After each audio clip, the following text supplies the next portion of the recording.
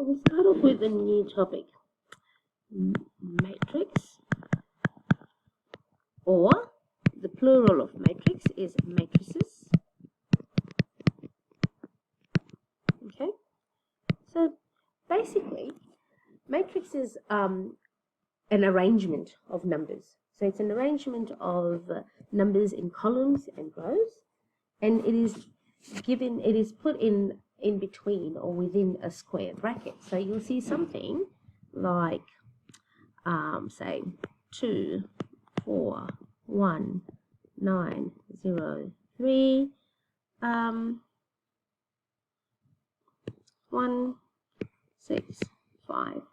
So you basically have your numbers in rows. So these are 1, 2, there's 3 rows, and 1, 2, 3 columns.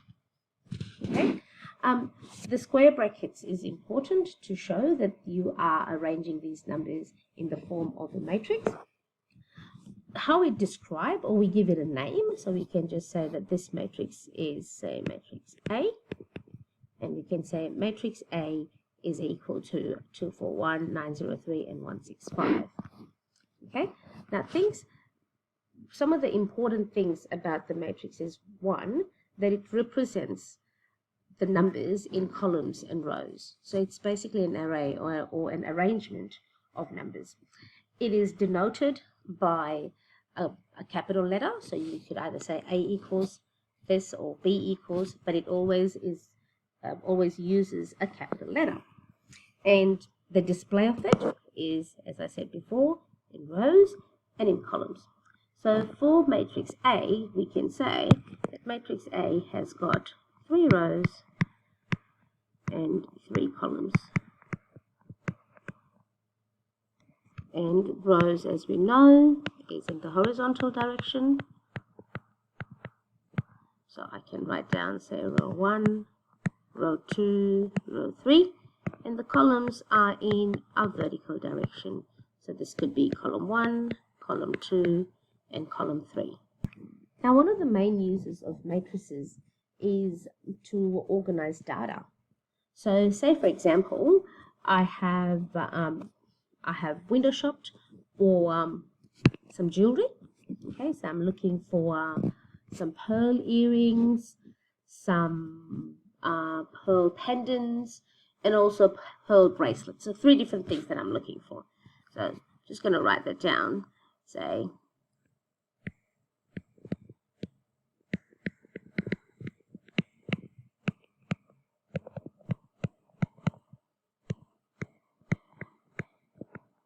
and pendant. And I've gone to 2 different shops. So I've gone to shop 1. Okay, so I've just maybe gone to Michael Hill, and I found, just going to put them in, just going to organize this data in a table, and say that is shop 2. Let's say our earrings are E, our bracelets are B, and our pendants are P. Okay, and I've gone to 2 different shops. I found that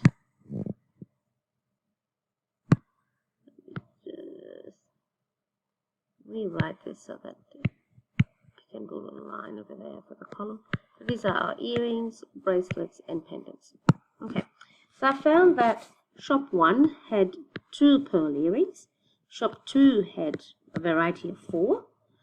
For the bracelets, shop 1 had 5 bracelets, but shop 1 only had 3. For our pendants, shop 1 had about 6 different types of pearl pendants, and shop 2 had just 2 different types of pearl pendants. Okay, now how do I put this? How do I represent this using matrices? So because I'm talking about jewelry, I'm going to label, or I'm going to denote my matrix with a capital J. It has to be a capital letter, so you can use any. I'm just going to use J. And if I represent this same information, okay, I can say, so shop 1 Shop 1, 2 earrings, 5 bracelets, and 6 pendants. I'll write down 2, 5, 6. Shop 2, 4 earrings, 3 bracelets, and 2 pendants. 4, 3, and 2. And remember, it needs to be in square brackets. Okay, so I can say that this was shop 1, and this was shop 2, and also this was our earrings, that was bracelets and pendants. Now generally you won't write that. Instead you would only write just how we represent it. So we'll write down J equals 2, 5, 6 and 4, 3, 2, just in a pair of square brackets. And what we've done is we have represented this information in a table as a matrix. Now, what this was basically was how we represented the matrix. Okay, so the first part that we did, just going to right over there, is just basically a representation. That was the first part. Now we're going to look at something called the order or the dimensions. Okay, so basically the order or the dimensions of the matrix, it's determined by the number of rows and columns in the matrix. So just write a little definition. It's determined by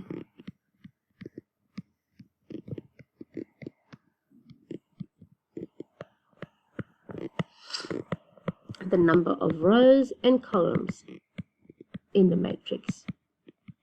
So let's take our matrix J, okay, from this example, 2, 5, 6, 4, 3, 2. So let's write that down. Our matrix J was 2, 5, 6, 4, 3, 2 in our square matrix. Okay, so how many rows does this have? If we count, it has 1, 2 rows. So if I write that, it has 2 rows, and it has 1, 2, 3 columns. So the way we represent, or the way we say, or the way we state the order is by, so the order is stated by the number of rows by the number of columns. So what that means is that for matrix J, the order is 2 by 3. What that means is there's 2 rows and 3 columns. Sometimes you'll also see that the rows are represented with the letter M and the columns by N. So it could also be said as M by N. Okay? Now, 2 matrices can have the same order. So if I have another matrix equals 9, 8, 1, 4, 3, 2, okay, and now we have matrix J over there as 2, another 5 is too close, 2, 5, 6, and 4, 3, 2. If you look, matrix A has got 1, 2 rows by 1, 2, 3 columns, and matrix J has 1, 2 rows by 1, 2, 3 columns. So both of them are said to have the same order. So both will have the same order, and because they have the same order, they're said to be of the same size matrices. All right, the third thing that we're going to look at is called the elements of a matrix. I'm just going to move over this side. Okay. A different color.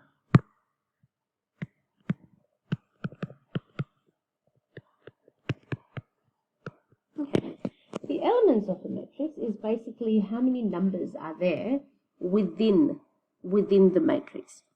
Okay, and the way we are representing the elements, normally So if we have a look at matrix J, which is 2, 5, 6, and 4, 3, 2.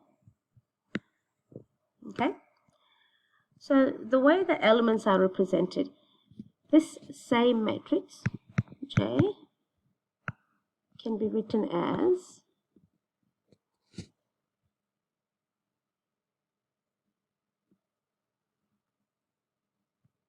now, a lowercase letter is used to represent the element. Okay, and then we have letter I and J to represent the position of the row and the column. So what that means is that this number 2 over there, okay, so if I just take out number 2, okay, and rewrite it as the position. So if I want to rewrite it, what I would say is that number 2 is in the position of, so it's in the first row, so the I represents the row, and it's also in the first column. The second number, J, represents the column number as well. Now that doesn't mean it's A11, okay? It's read as A11. So if I have to ask you what is in the position of A11, what that means is you're going to go to your matrix J and you look at row 1 and column 1, and what do we get is number 2. Right? So to represent this whole matrix, I would then say that the second element would be A12, so row 1, column 2, A13, row 1, column 3, and the second one, row 2, column 1, row 2, column 2, row 2, column 3. So if I had to ask you what is in the position of A23, what you do is you'd go to your matrix, look at column 2, and row 2 and column 3, and we get 2. So that gives me a 2 again. If I have to ask you what is in the position of A13, so the element of 13, you then go to row 1 and column 3, which gives me 6, and that's what you get. So to summarize that, your I would represent the position in the row, and your J would represent the position of the column. Okay, a few important things about matrices. Okay, there are some special matrices. So the special matrices